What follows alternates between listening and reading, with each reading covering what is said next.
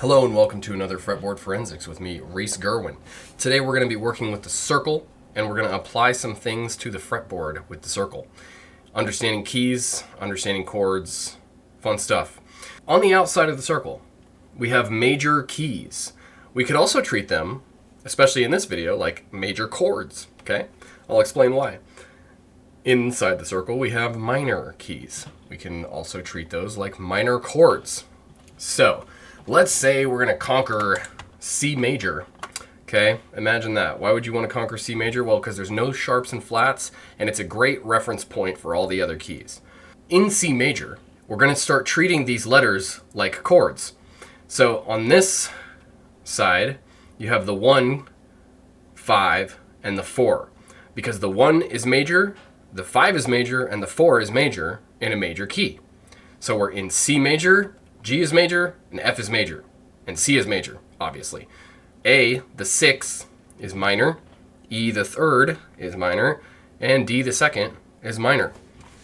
So that means in the key of C major, if we're playing like our open chords, we have C major, D minor, E minor, F major, G major, A minor, and then there's one more chord, and it's a diminished chord that like you don't really use very often in a lot of music, like most music, but jazz uses it, but it's in a minor key and blah blah blah, like different video.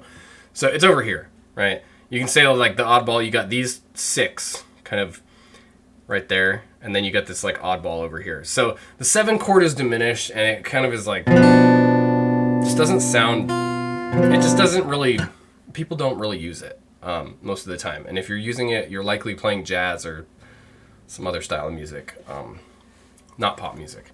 Sometimes, though, there's exceptions to everything. So anyway, we're moving on. Okay, we're not going to focus on the 7 chord a whole lot since it's such a, not a very common chord. So now, let's say you're like sick of being down here and you want to play chords somewhere else. Okay, so now we're going to take a look at our major chords somewhere else. So now, these diagrams, when you're reading them like chords, are going to be a little more confusing, okay? Because you got to be familiar with bar chords. These are really showing you how to play each note individually, but you can read this however you want, because you can play these however you want. So they're meant to be read in various ways. So what we're going to do is play the chords in C major in like this area. 3rd position, 5th position-ish area, okay? From this C, you know, or you should know, now you know, this is a C right here. This is the bass note, it's the root of this C chord. So you have one note, you have this C. Now you can build a chord off of this C right here. So check it out. This is on the A string and your pointer's playing it. So this diagram is perfect for that because you got your pointer stretched right there. Here, we're just gonna use these notes, the A string, D string, G, and B. And we're gonna play this chord right here. C major, okay? So now we have our C major in 3rd position. You can also, you can add that if you want, like it's up to you, but that's a bar, and maybe if you're not good at bar chords or whatever, maybe you're not there, who knows? That, like I said, these are designed to be kind of played however. So this doesn't have a bar telling you. This kind of assumes that you understand what a bar is, and if you don't, then, now you do. You just use your pointer finger to play to the same fret. Sometimes you can even do a diagonal bar. But anyway, so usually a bar chord is like same fret, multiple notes, one finger. All right? So now we have our 1 chord, which is major. Okay, so remember, we're playing in the key of C major. We're going to play the 1 chord, the 2 chord, the 3 chord, the 4 chord, the 5 chord, the 6 chord, and the 7 chord. Maybe I might just skip that one. So C major. So our 2 chord is going to look a lot like this. A lot like this. Right here. Same thing. You can just use that. Go to D. Boom. Use minor, right? But notice this shape looks an awful lot like this one here. There's only one note different, okay? That difference is, if we're in C again, go back to C, you can take this note on the B string, lower it, now it's minor. This is now a C minor. But we're not in the key of C right now if we're playing a C minor. or we're in C, we're in like more like C minor, but we're trying to play in C major, but this is just for demonstration. So I'm showing you the difference between this shape, which now, this is kind of the normal way to finger it, but it's easier to,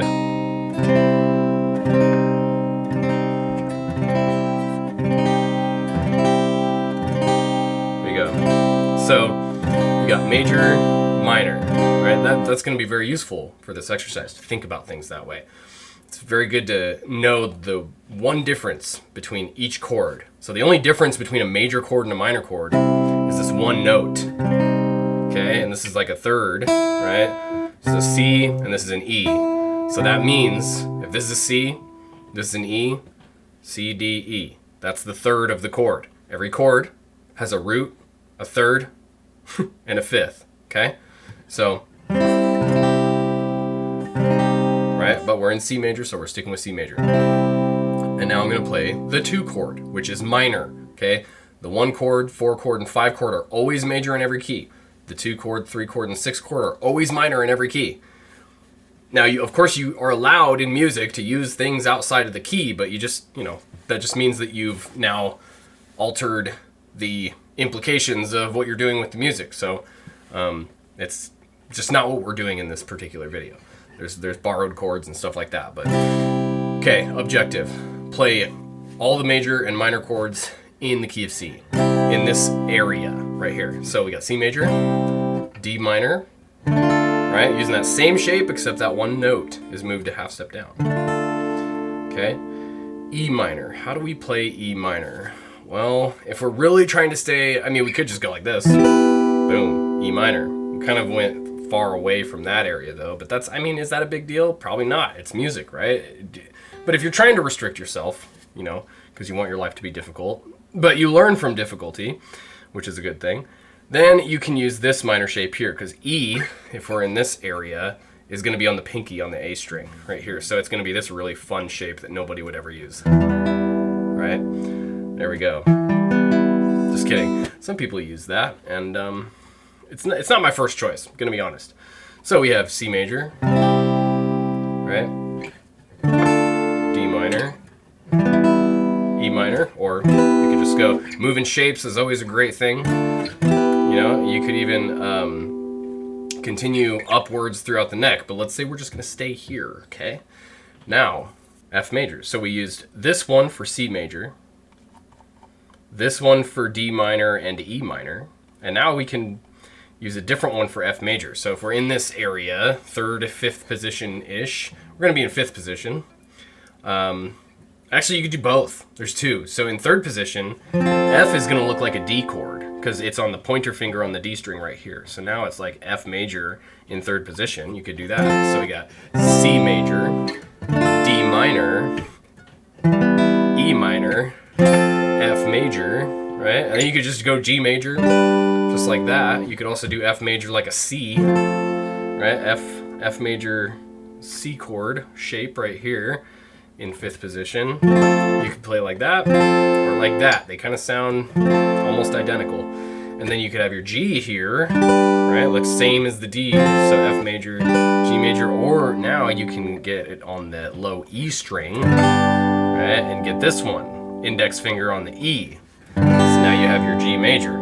So this is, I've already used, a bunch of these diagrams to just find where I'm at, shape-wise, note-wise on the fretboard in a certain key. So this is just one way, one of the many ways you can apply these diagrams. Without this sort of exploration of fretboard understanding, it's not going to benefit you a whole lot. They're all just diagrams at that point. Of course, you can use them to physically exercise your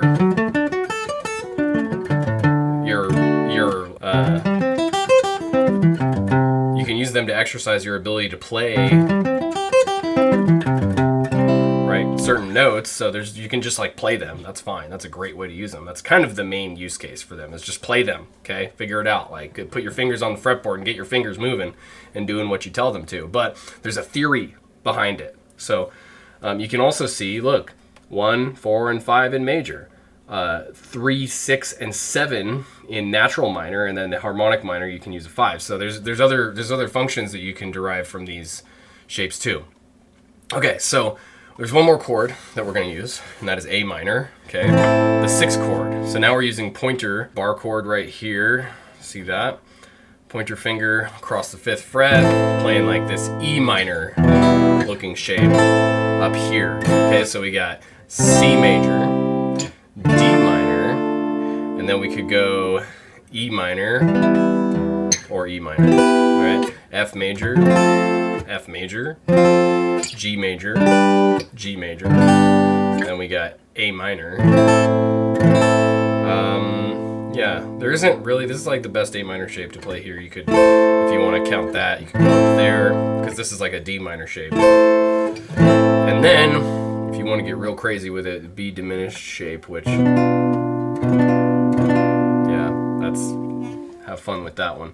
Now, if you want to be in the key of G, what are the chords in G major? Well, the 1, 4, and the 5 are major, G, C, and D. And then the 2, 3, and the 6 are minor, A, B, and E. So we have G major, A minor, B minor, C major, D major, E minor. Just kind of, there we go. That's one way to do it. It's not a chord people use a lot. It's like, there you go. There's A minor 6, but it's also like F sharp diminished. So anyway, you want to do it in D major.